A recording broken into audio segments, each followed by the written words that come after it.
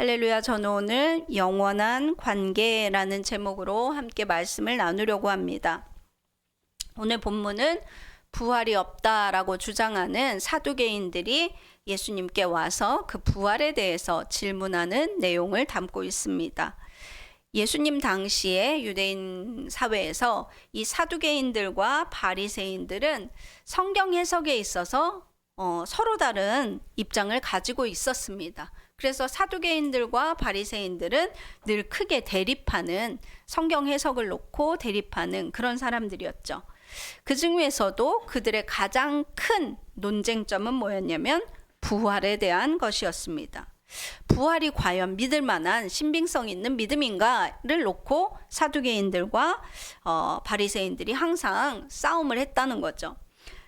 자, 그렇지만 그런 앙숙관계인 바리새인과 사두개인도 서로 한마음 한뜻일 때가 있습니다. 언제예요? 오늘 본문에 보시는 바와 같이 예수님에 대한 그들의 태도는 다르지 않았습니다. 오늘 본문 19절부터 23절에 사두개인들이 했던 질문의 내용들이 제시되고 있습니다.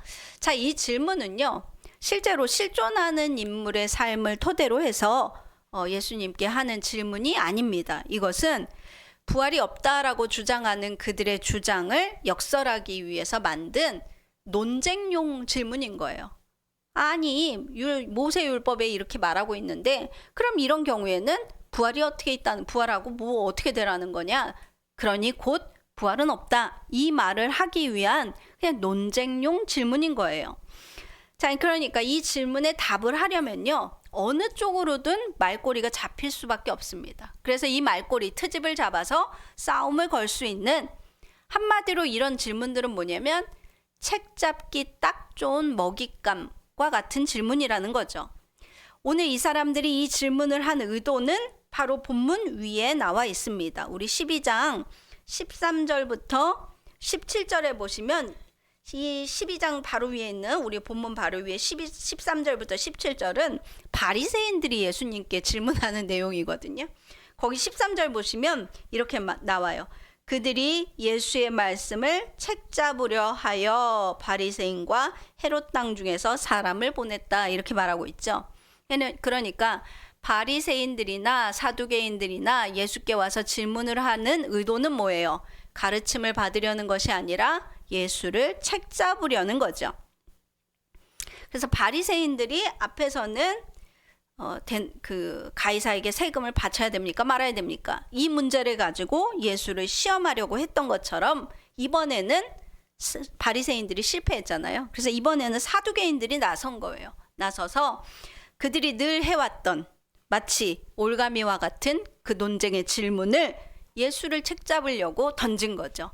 모세율법에 어쩌고저쩌고 되어 있는데 7형제가 다 취하면 그러면 누가 그의 아내가 됩니까? 이렇게 물어본 거예요. 하지만 오늘 그들의 좋지 못한 의도에도 불구하고 오늘 주님은요, 그 사두개인들이 한 번에 머쓱해질 만한 아주 겸손하면서도 명쾌한 답변을 내주고 계십니다. 바로 24절부터 27절에 나와 있는 말씀입니다. 이 논쟁을 좋아하는 오만한 사두개인들이 한 번에 입을 딱 다물 수밖에 없게 된 이 예수님의 명쾌한 답변을 보면서 저는 오늘 몇 가지 제가 얻은 깨달음을 여러분들과 함께 나누려고 합니다. 오늘 예수님의 답변은 3단계로 구성되어 있어요. 첫 번째는 뭐냐면 너희가 하는 이 질문이 사실상 잘못됐다라는 것을 말하는데 왜 잘못됐는지를 말합니다. 24절 같이 볼까요? 24절 뭐라고 말씀하고 있어요?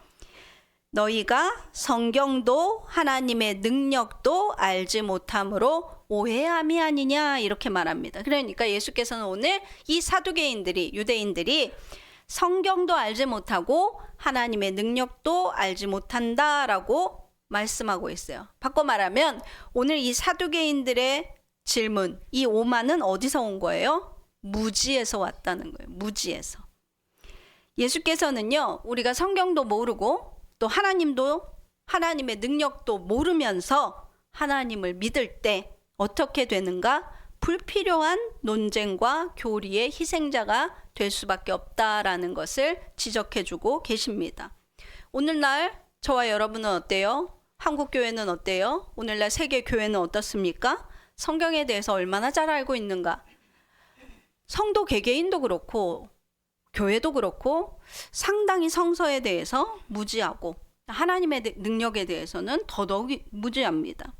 이건 왜 그러냐? 인간이란 존재 자체가 자기가 경험하고 있는 현실로만, 그러니까 눈에 보이는 현상에만 기반해서 하나님을 이해하려는 그런 성향을 가지고 있기 때문이죠.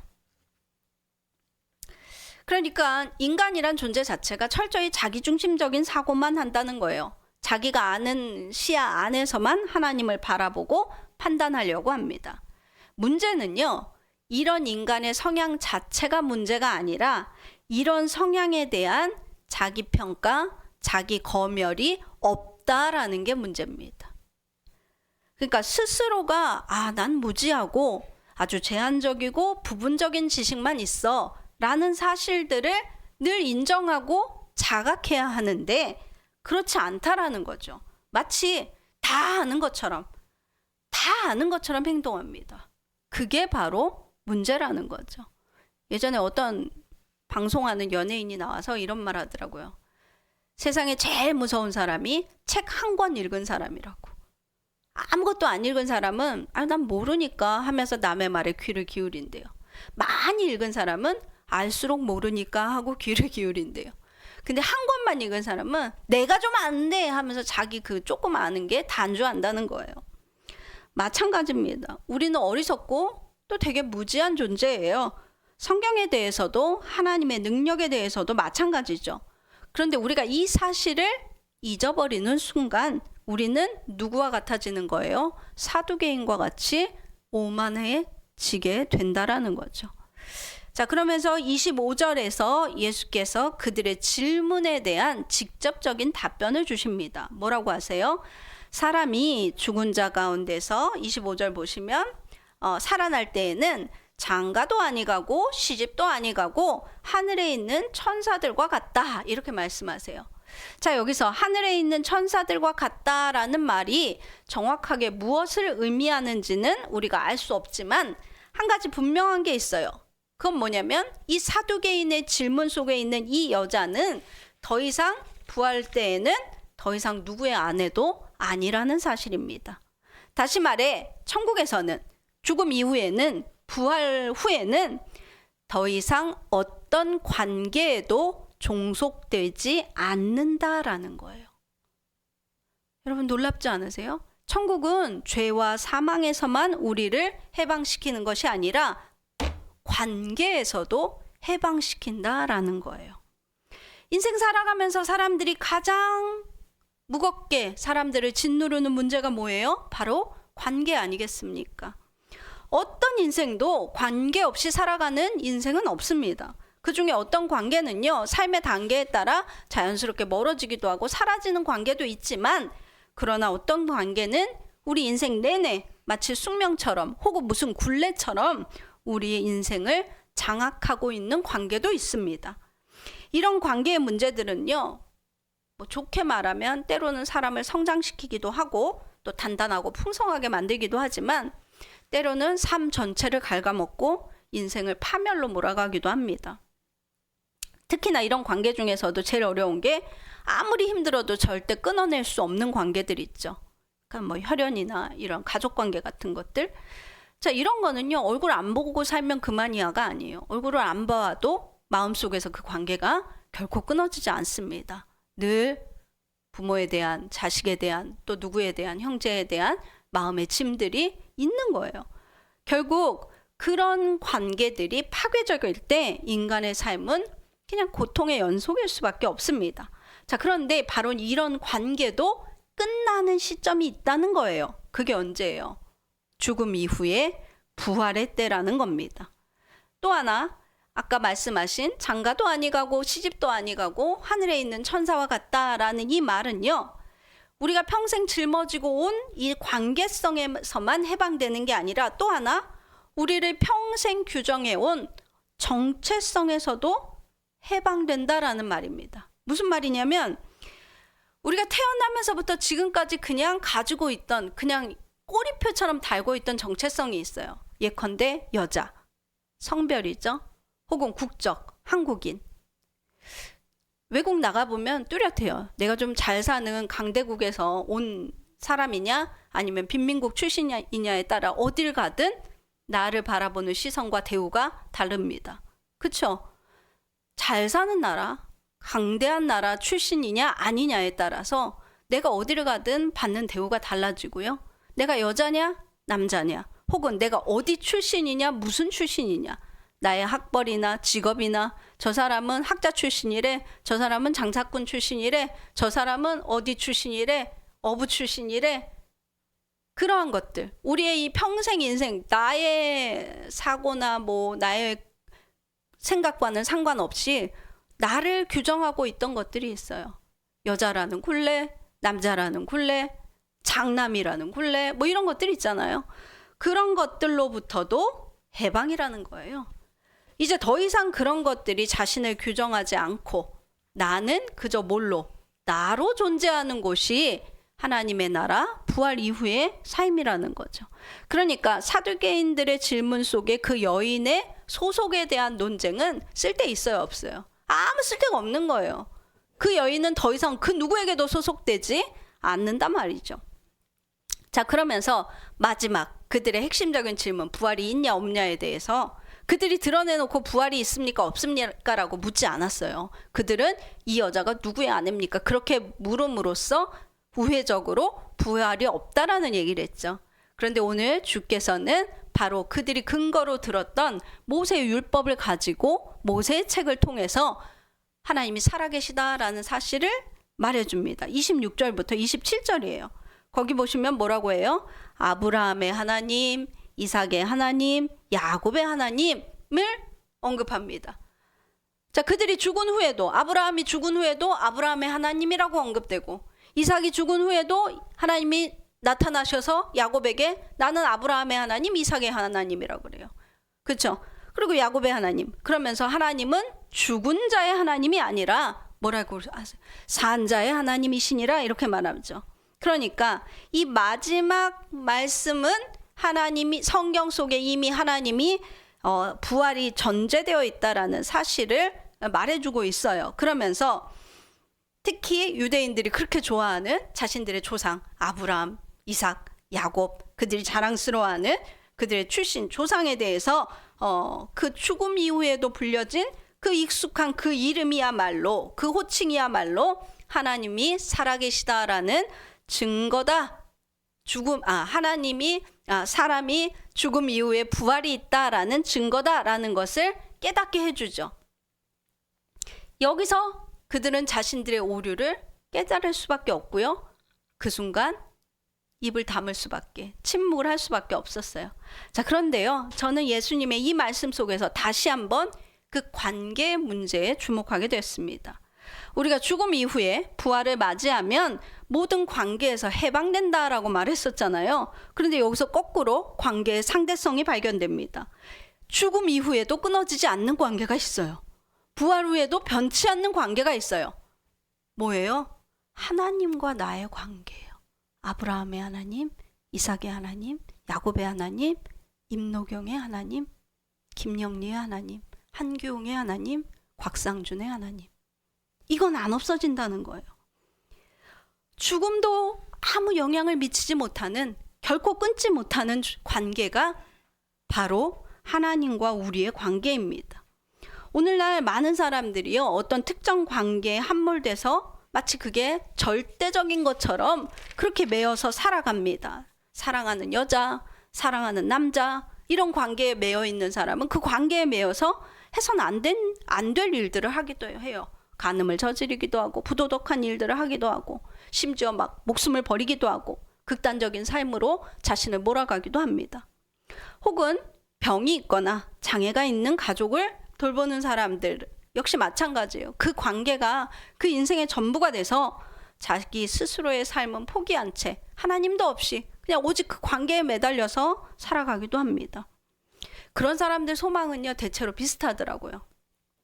뭐예요? 내가 돌보는 그 사람이 나보다 딱 하루만 먼저 가기를, 내가 그 사람보다 하루만 더 살기를, 이런 말 많이 들어보셨잖아요. 그런데 놀라운 건 뭐냐면요, 그 관계도 죽음은 다 끊어놓고요, 죽음 이후에 남겨진 자는 어때요? 살아가게 마련입니다. 하나님께서 그도 돌보시더라고요. 제가 그 기사 봤어요. 그 장애인 방배동 무슨 장애인 사건 몇 년 전에 나왔죠. 어떤 사람이 어떤 아들이 지체 장애인인데 40대인가 50대인가 그래요. 근데 노모가 돌아가신 거예요. 자기를 돌보던. 그리고 노모가 돌아가셨는데 아들이 돌아가신 줄 몰라요. 자기 엄마가 돌아가신 걸. 그리고 돌아가시고 또 몇 달이 지나서 사회복지사를 만나서 우연히 그 사회복지사가 그 노모가 죽은 채 그 집에 있다는 걸 알게 됐어요. 그래서 그분을 장례를 수습을 하고 아들을 그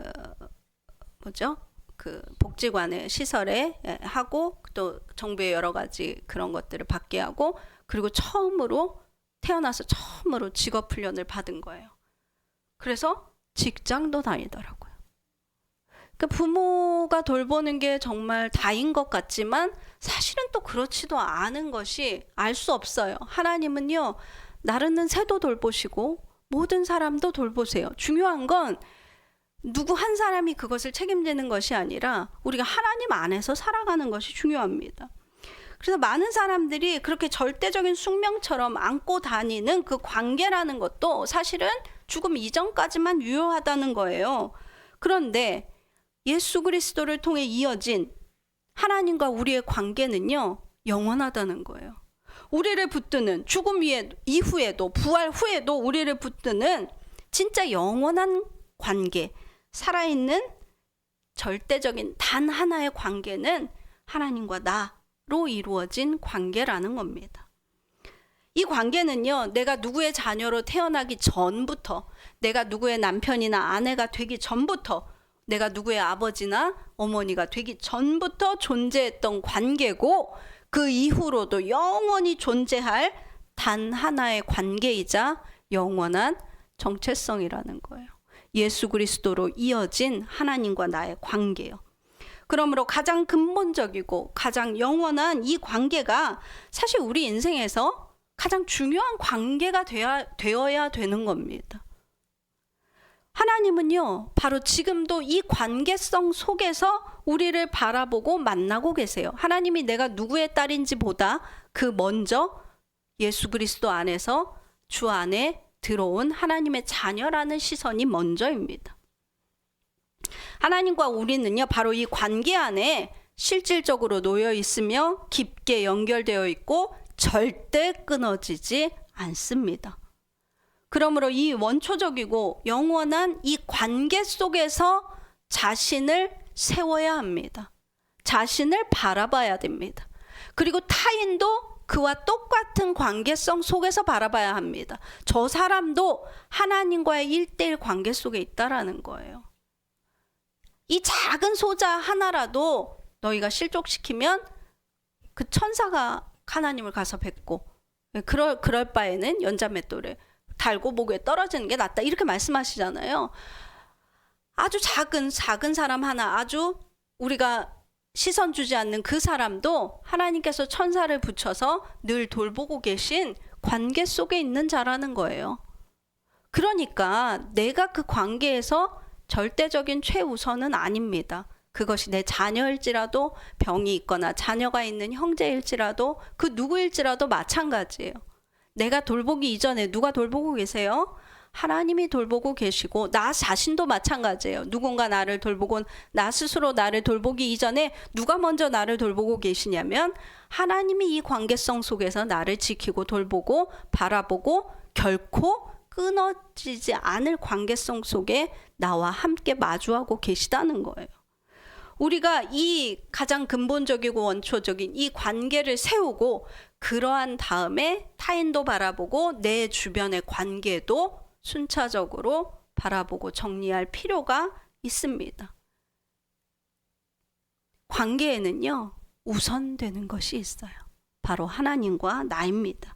우리가 그럴 때 이 무지하고 오만한 오늘 사두개인들이나 어리석고 교만한 바리새인들과 같이 예수의 말씀을 가지고 책 잡으려 하는 그런 어리석은 자가 아니라 하나님의 관점에서 세상과 나를 바라보며 그리스도의 마음을 가지고 살아갈 수 있는 존재가 되는 거예요.